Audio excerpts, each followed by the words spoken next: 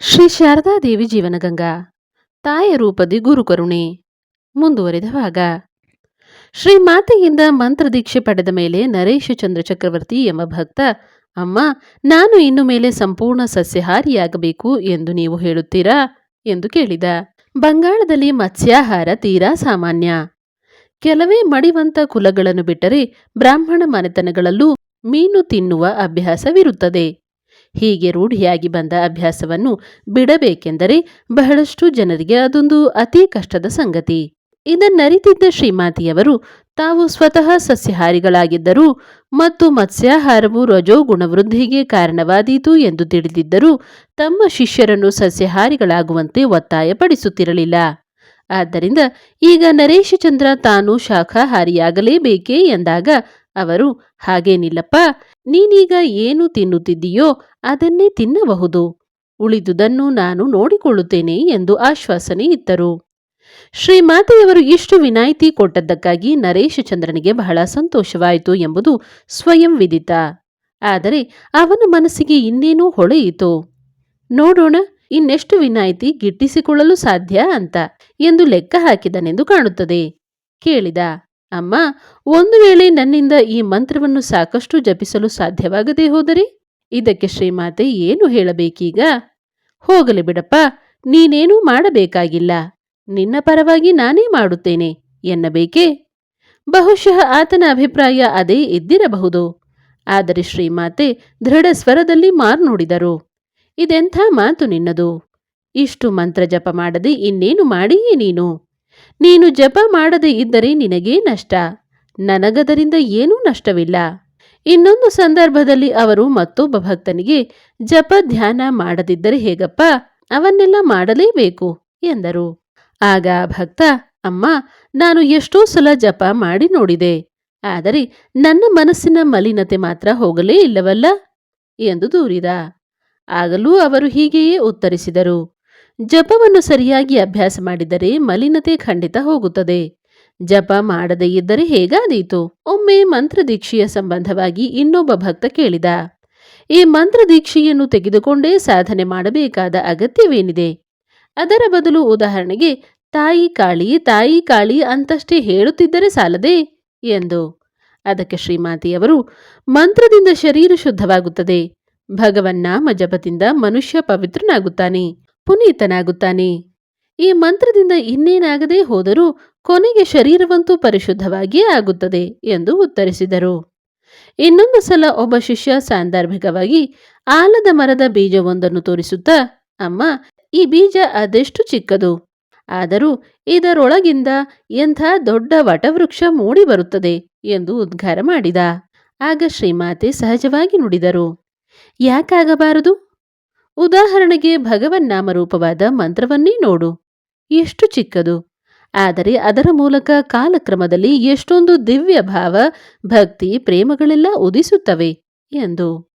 ಇದು ಸತ್ಯ ಸಂಗತಿ.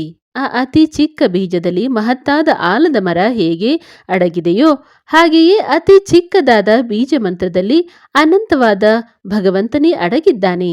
ಕಾಲಕ್ರಮದಲ್ಲಿ ನೆಲದೊಳಗೆ ಸೇರಿದ ಆ ಬೀಜದಿಂದ ಬೃಹತ್ತಾದ ಮರ ಹೊರಹೊಮ್ಮುವಂತೆ ನಮ್ಮ ಹೃದಯದೊಳಗೆ ಸೇರಿದ ಬೀಜ ಮಂತ್ರದ ಮೂಲಕ ಸಕಾಲದಲ್ಲಿ ಅನಂತವಾದ ಭಗವಂತನೇ ವ್ಯಕ್ತನಾಗುತ್ತಾನೆ. ಒಮ್ಮೆ ಸ್ವಲ್ಪ ಬುದ್ಧಿ ಪಲ್ಲಟ ಹೊಂದಿದ್ದ ಭಕ್ತನೊಬ್ಬ ತನ್ನ ಜಪಮಾಲೆಯನ್ನು ತಂದು ಶ್ರೀಮಾತೆಯವರಿಗೆ ಹಿಂತಿರುಗಿಸಿಬಿಟ್ಟ. ಅದನ್ನು ಕಂಡ ಸ್ವಾಮಿಗಳೊಬ್ಬರು, ಅಮ್ಮ, ಅವನು ಜಪಮಾಲೆಯೊಂದಿಗೆ ಮಂತ್ರವನ್ನು ಹಿಂತಿರುಗಿಸಿಬಿಟ್ಟನೋ ಹೇಗೆ ಎಂದು ಕೇಳಿದರು. ಅದಕ್ಕೆ ಶ್ರೀಮಾತೆಯವರೆಂದರು, ಅದೆಲ್ಲಾದರೂ ಸಾಧ್ಯವೇನಪ್ಪ? ಮಂತ್ರವೆನ್ನುವುದು ಸಜೀವವಾದದ್ದು. ಮಂತ್ರವನ್ನು ಒಮ್ಮೆ ಪಡೆದ ಮೇಲೆ ಅದನ್ನು ಹಿಂತಿರುಗಿಸುವುದು ಅಂತಿದೆಯೇ? ಗುರುವಿನಲ್ಲಿ ಒಮ್ಮೆ ಭಕ್ತಿ ತಾಳಿದ ಮೇಲೆ ಮತ್ತೆ ಅದು ಕದಲುವುದು ಅಂತಿದೆಯೇ? ಜಪದ ಪರಿಣಾಮ ಸ್ವತಃ ಸಿದ್ಧ.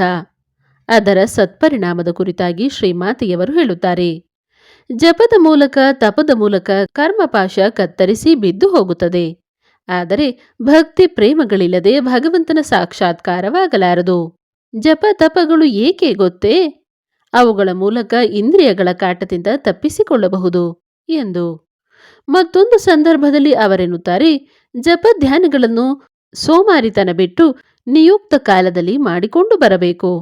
ಪ್ರತಿದಿನವೂ 15ರಿಂದ 20 ಸಾವಿರದವರೆಗೆ ಜಪ ಮಾಡಿದ್ದೇ ಆದರೆ ಅದು ತನ್ನ ಸತ್ಪರಿಣಾಮವನ್ನು ತೋರಿಸಲಾರಂಭಿಸುತ್ತದೆ. ಯಾರೇ ಆಗಲಿ ಮೊದಲು ಜಪ ಮಾಡಲಿ. ಫಲಕಾರಿಯಾಗದೇ ಹೋದರೆ ಬಳಿಕ ನನ್ನನ್ನು ಬಂದು ಕೇಳಲಿ. ಆದರೆ ಜಪವನ್ನು ಸ್ವಲ್ಪ ಲಕ್ಷ್ಯಗೊಟ್ಟು ಮಾಡಬೇಕು. ಹಾಗೆ ಮಾಡುವುದಿಲ್ಲ. ಸುಮ್ಮನೆ ಬಂದು ನನ್ನನ್ನು ಪೀಡಿಸುತ್ತಾರೆ. ನಾನು ಮಾಡಿದ ಜಪಕ್ಕೆ ಏನೂ ಫಲ ಬರಲಿಲ್ಲವಲ್ಲ, ಯಾಕೆ ಅಂತ.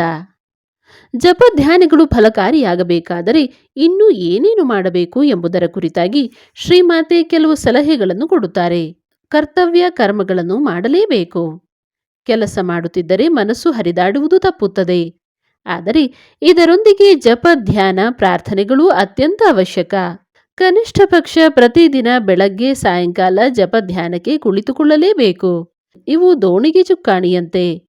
ಸಂಜೆ ಹೊತ್ತು ಶಾಂತವಾಗಿ ಕುಳಿತು ಆಲೋಚಿಸಿ ನೋಡಿದರೆ ತಾನು ದಿನವಿಡೀ ಏನೇನು ಮಾಡಿದೆ, ಹೇಗೆ ಹೇಗೆ ನಡೆದುಕೊಂಡೆ ಎನ್ನುವುದೆಲ್ಲ ಮನಸ್ಸಿಗೆ ಬರುತ್ತದೆ. ಆಗ ತನ್ನ ಮನಸ್ಸು ನಿನ್ನೆಗಿಂತ ಇಂದು ಎಷ್ಟು ಉತ್ತಮಗೊಂಡಿದೆ ಎನ್ನುವುದನ್ನು ತುಲನೆ ಮಾಡಿ ನೋಡಿಕೊಳ್ಳಬಹುದು. ಬಳಿಕ ಜಪ ಮಾಡುತ್ತಾ ಇಷ್ಟ ದೇವರ ಮೇಲೆ ಧ್ಯಾನ ಮಾಡಬೇಕು. ಕೆಲಸ ಕಾರ್ಯಗಳ ಜೊತೆಗೆ ಪ್ರತಿದಿನ ಬೆಳಗ್ಗೆ ಸಂಜೆ ಜಪ ಧ್ಯಾನ ಮಾಡದಿದ್ದರೆ ನಿನ್ನ ದಿನಚರಿಯ ಕೆಲಸ ಕಾರ್ಯಗಳು ಸರಿಯಾಗಿ ನಡೆಯುತ್ತಿವೆಯೋ ಇಲ್ಲವೋ ಎನ್ನುವುದು ನಿನಗೆ ತಿಳಿಯುವುದಾದರೂ ಹೇಗೆ? ಪ್ರತಿದಿನ ಜಪಧ್ಯಾನ ಮಾಡುವುದಕ್ಕಾಗಿ ಒಂದು ನಿರ್ದಿಷ್ಟ ಸಮಯವನ್ನು ಮೀಸಲಿಡುವುದು ಅತ್ಯಂತ ಅವಶ್ಯಕ. ಹೀಗೆ ಸಾಮಾನ್ಯರಿಗೆ ಅವರು ಒಂದು ಗೊತ್ತಾದ ಸಮಯದಲ್ಲಿ ಜಪ ಮಾಡಬೇಕು ಅಥವಾ ಆ ಒಂದು ಸಮಯದಲ್ಲಿ ಜಪ ಮಾಡಿದರೂ ಸಾಕು ಎಂಬ ಅರ್ಥದಲ್ಲಿ ಬೋಧನೆ ಮಾಡುತ್ತಿದ್ದರಾದರೂ ಹೆಚ್ಚು ಸಮರ್ಥರಾದ ಕೆಲವು ವ್ಯಕ್ತಿಗಳಿಗೆ ಅವರು ಇಷ್ಟ ದೇವರನ್ನು ನಿರಂತರವಾಗಿ ಸ್ಮರಿಸು ಎಂದು ಬೋಧಿಸುತ್ತಿದ್ದರು. ಒಬ್ಬ ಭಕ್ತ ದೀಕ್ಷೆ ತೆಗೆದುಕೊಂಡು ಹೊರಡುವಾಗ, ಅಮ್ಮ, ನನಗೆ ಉಪಾಯವೇನು ಎಂದರೆ ಆಧ್ಯಾತ್ಮಿಕ ಜೀವನದಲ್ಲಿ ಮುಂದುವರಿಯಲು ಮಾರ್ಗವೇನು ಎಂದು ಕೇಳಿದ. ಆಗ ಶ್ರೀಮಾತೆಯವರು ಅವನಿಗೆ ಗೋಡೆಯ ಗೂಡಿನಲ್ಲಿದ್ದ ಒಂದು ಗಡಿಯಾರವನ್ನು ತೋರಿಸಿ ಹೇಳುತ್ತಾರೆ, ಹೇಗೆ ಆ ಗಡಿಯಾರ ನಿರಂತರ ಟಿಕ್ ಟಿಕ್ ಶಬ್ದ ಮಾಡುವುದೋ ಹಾಗೆ ನೀನು ನಿರಂತರವಾಗಿ ಭಗವನ್ನಾಮೋಚ್ಚಾರ ಮಾಡುತ್ತಾ ಹೋಗು. ಅದೇ ನಿನಗೆ ಎಲ್ಲವನ್ನೂ ತಂದುಕೊಡುತ್ತದೆ. ನೀನು ಬೇರೆ ಏನನ್ನೂ ಮಾಡಬೇಕಾಗಿಲ್ಲ ಎಂದು. ಈಗ ಇಲ್ಲಿ ಒಂದು ಚಿಕ್ಕ ಪ್ರಶ್ನೆ ಹೇಳಬಹುದು. ಇಷ್ಟ ದೇವರನ್ನು ನಿರಂತರವಾಗಿ ಸ್ಮರಿಸು ಎಂಬ ಮಾತು ಸಾಮಾನ್ಯರಿಗೆ ಅನ್ವಯವಾಗುವುದಿಲ್ಲವೇ? ಅವರಿಗೆ ಅದು ಉಪಯೋಗವಾಗಲಾರದೆ ಎಂದು. ಆಗಲಿ, ಯಾರು ಬೇಕಾದರೂ ಪ್ರಯತ್ನ ಮಾಡಲಿ ಎನ್ನುವುದೇ ಇದಕ್ಕೆ ಉತ್ತರ. ಆದರೆ ವಾಸ್ತವ ಸಂಗತಿ ಏನೆಂದರೆ ಭಗವಂತನನ್ನು ಹಾಗೆ ನಿರಂತರ ಸ್ಮರಿಸಬೇಕಾದರೆ ಬಹಳಷ್ಟು ಸಿದ್ಧತೆ ಬೇಕಾಗುತ್ತದೆ. ಹೃದಯ ಪದ್ಮ ಅರಳಿರಬೇಕಾಗುತ್ತದೆ. ಹಲವಾರು ವರ್ಷಗಳ ಕ್ರಮಾಗತ ಪ್ರಯತ್ನದ ಮೂಲಕ ಅತ್ತು ಕರೆದು ಪ್ರಾರ್ಥನೆ ಮಾಡಿಕೊಳ್ಳುವುದರ ಮೂಲಕ ಹೃದಯದೊಳಗೆ ಬೆಳಕು ಕಾಣಿಸಿಕೊಳ್ಳುತ್ತದೆ. ಇಂಥ ಸ್ಥಿತಿಯಲ್ಲಿ ಮಾತ್ರ ನಿರಂತರ ಜಪ ಮಾಡಲು ಸಾಧ್ಯವಾಗುತ್ತದೆ. ಹೀಗೆ ಒಂದು ಮಂತ್ರವನ್ನು ಅಥವಾ ನಾಮವನ್ನು ಮತ್ತೆ ಮತ್ತೆ ಹೇಳಿಕೊಳ್ಳುವುದು, ಜಪ ಮಾಡುವುದು ಒಂದು ಬಗೆಯ ಸಾಧನೆಯಷ್ಟೇ. ಇದಲ್ಲದೆ ವಿಚಾರ ಪ್ರಧಾನವಾದ ಜ್ಞಾನ ಮಾರ್ಗವೇ ಮೊದಲಾದ ಇತರ ಅನೇಕ ಮಾರ್ಗಗಳಿವೆ. ಶ್ರೀಮಾತೆಯವರು ಜಪಕ್ಕೆ ಅತ್ಯುನ್ನತ ಸ್ಥಾನವಿತ್ತಿದ್ದರಾದರೂ ಜ್ಞಾನ ಮಾರ್ಗವನ್ನೇ ಇಷ್ಟಪಡುತ್ತಿದ್ದ ಮತ್ತು ಸಮರ್ಥರಾದ ಕೆಲವು ಶಿಷ್ಯರಿಗೆ ಅವರು, ನೋಡಿ, ಈ ಜಪ ಮಾಡುತ್ತಾ ಕುಳಿತುಕೊಳ್ಳುವುದೆಲ್ಲ ಹೆಂಗಸರಿಗೆ ಸೂಕ್ತವಾದದ್ದು. ನಿಮಗೆ ನಿಮ್ಮ ಜ್ಞಾನ ಮಾರ್ಗವಿದೆಯಲ್ಲ ಎಂದು ಬೋಧಿಸುತ್ತಿದ್ದರು.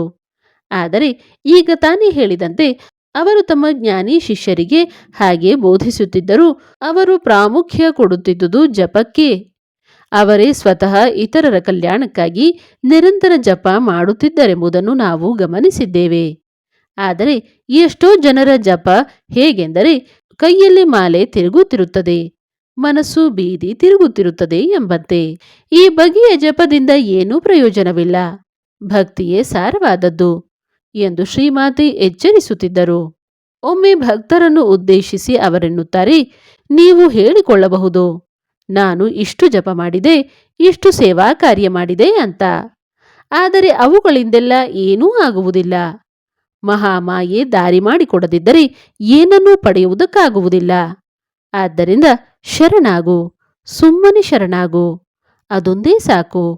ಆಗ ಮಾತ್ರವೇ ಮಹಾಮಾಯೆ ದಯೆ ತೋರಿ ನಿನಗೆ ದಾರಿ ಬಿಟ್ಟು ಕೊಡುತ್ತಾಳೆ ಎಂದು. ಇನ್ನೊಬ್ಬ ಭಕ್ತನಿಗೆ ಹೇಳುತ್ತಾರೆ, ಜಪ ಧ್ಯಾನಗಳನ್ನು ಮಾಡುವುದರಿಂದ ಕರ್ಮದ ಪಾಶ ಕತ್ತರಿಸಿ ಹೋಗುತ್ತದೆ. ಆದರೆ ಭಕ್ತಿ ಪ್ರೇಮ ಇಲ್ಲದೆ ಭಗವಂತನನ್ನು ಸಾಕ್ಷಾತ್ಕರಿಸಿಕೊಳ್ಳಲು ಸಾಧ್ಯವಿಲ್ಲ. ನೋಡು, ಬೃಂದಾವನದ ಗೋಪಾಲಕರು ಕೃಷ್ಣನನ್ನು ಜಪಧ್ಯಾನಗಳಿಂದ ಪಡೆದುಕೊಂಡರೋ ಅಥವಾ ಅವನನ್ನು ಓ ಕೃಷ್ಣ, ಇಲ್ಲಿ ಬಾರಪ್ಪ, ಕೃಷ್ಣ ಇದನ್ನು ತಿನ್ನು ಎಂದು ಅವನೊಂದಿಗೆ ಸಲುಗೆಯಿಂದ ಸಂಭಾಷಿಸುವಂಥ ಪ್ರೇಮದ ಮೂಲಕ ಪಡೆದುಕೊಂಡರೋ?